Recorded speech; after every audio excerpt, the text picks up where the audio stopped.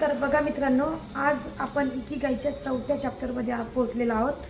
तर चौथा चॅप्टरचं नाव आहे इकिगाई आणि काम, म्हणजे हस्तकला, व्यवसाय आणि कारागीर वृत्ती. सो यामध्ये एक वर्ड आहे शोकोनिन.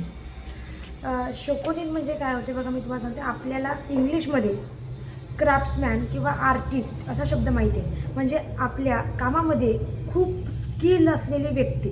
पण जापनीज कल्चरमध्ये तिला शोकुनिन ही कन्सेप्ट त्यापेक्षा थोडी डीपर आहे. सो शोकुनिन म्हणजे फक्त आपलं काम चांगलं करणारी व्यक्ती नाही. ही अशी व्यक्ती आहे जी आपलं पूर्ण आयुष्य आपल्या कामामध्ये मास्टरी मिळवण्यासाठी डेडिकेट करते. तिला हे माहिती असतं, परफेक्शन नावाची एखादी फायनल डेस्टिनेशन नाही. म्हणजे आता मी परफेक्ट झालो, आता मला काही शिकायची गरज नाही असा विचार ती करत नाही. उलट तिचा ॲटिट्यूड असा असतो, दररोज थोडं बेटर व्हायचं, कामामध्ये पेशन्स ठेवायचं, क्वालिटीवर फोकस करायचं आणि सतत स्वतःला इम्प्रूव्ह करत राहायचं. शोकुकिन फक्त कारपेंटर नसतो. शोकू म्हणजे प्रोफेशन, वर्क, आणि नीन म्हणजे पर्सन, म्हणजे शोकुनिन. ओके, त्यामुळे शोकुनिन हा शब्द फक्त सुतारासाठी वापरला जात नाही. सुशी बनवणारा शेफ असतो, लॅकवर वर्क करणारा आर्टिसियन असो, तलवारीवर पॉलिश करणारा क्राफ्ट्समॅन असो, किंवा ट्रॅडिशनल वुडन वस्तू बनवणारा कारागीर असो, आपल्या कामाला पूर्ण डेडिकेशन देणाऱ्या व्यक्तीमध्ये शोकुनिन माइंडसेट असतो. या लोकांमध्ये एक कॉमन क्वालिटी असते. काम म्हणजे फक्त पैसे कमवण्याचे साधन नाही. काम ही अशी रिस्पॉन्सिबिलिटी आणि आयडेंटिटी असते. त्यामुळे कस्टमर आपल्याला बघतोय की नाही, ॲप्रिशिएशन मिळतंय की नाही, यावर त्याच्या कामाची क्वालिटी डिपेंड करत नाही. कोणी बघत नसलं तरी काम बेस्ट करायचं आहे, कारण त्या कामातून आनंद मिळवणे. शोकुनिन फक्त काम करत नाही, तर त्या प्रोसेसमध्ये मिनिंग शोधतो. त्याच्यासाठी सक्सेस म्हणजे थोडा मोठा रिझल्ट नाही.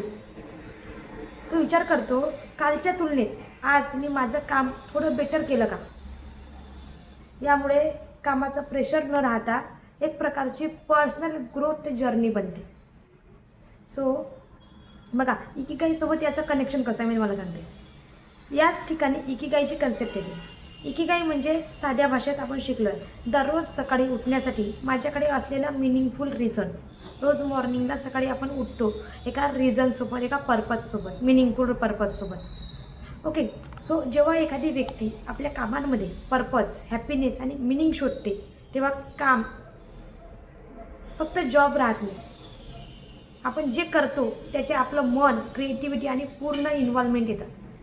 मग प्रश्न बदलतो, मला हे काम करावंच लागतं, याऐवजी मला हे काम अजून चांगलं कसं करता येईल असा विचार सुरू होतो. शोकुनिनकडून आपल्याला काय शिकायला मिळतं? सगळ्यात इम्पॉर्टंट लेसन म्हणजे आपली तुलना दुसऱ्यांशी करण्यापेक्षा कालच्या स्वतःशी करा. कोणी आपल्याला प्रेज करतंय का, कोणी आपलं काम नोटीस करतंय का, आपल्याला लगेच मोठा रिझल्ट मिळतोय का, यावर फोकस करण्यापेक्षा मी माझ्या कामात रोज 1% इम्प्रूव्हमेंट करतो का, हा प्रश्न स्वतःला विचारायचा. कारण मास्टरी एका दिवसात येत नाही. ती अनेक वर्षाच्या प्रॅक्टिस, पेशन्स, डिसिप्लिन आणि कन्सिस्टन्सीमधून तयार होते.